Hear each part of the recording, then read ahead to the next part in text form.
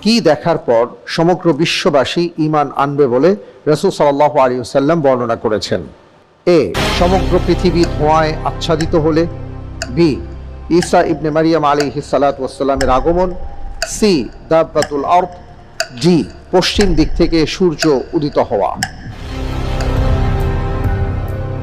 আপনি বলছেন এই দৃশ্য দেখার পরে সমগ্র পৃথিবীর মানুষ ঈমান আনবে। আপনি যে উত্তরটি দিয়েছেন আপনার উত্তরটি সঠিক উত্তর। আলহামদুলিল্লাহ।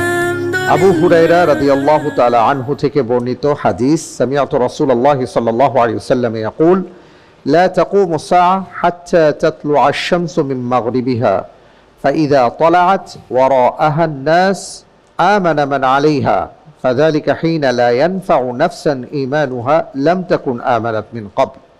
আবু হুরায়রা রাদিয়াল্লাহু তাআলা আনহু থেকে বর্ণিত, তিনি বলেন যে রাসূল সাল্লাল্লাহু আলাইহি সাল্লামকে বলতে শুনেছি, পশ্চিম দিক থেকে সূর্য উদিত না হওয়া পর্যন্ত কিয়ামত হবে না।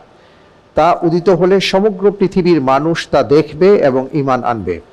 পূর্বে যারা ঈমান আনেনি তাদের এই ঈমান তাদের কোনো উপকারে আসবে না। অর্থাৎ এই দৃশ্য দেখার পরে ঈমান আনার পরও ঈমান কোনো উপকারে আসবে না, মানে হলো তাওবার দরজা বন্ধ হয়ে যাবে।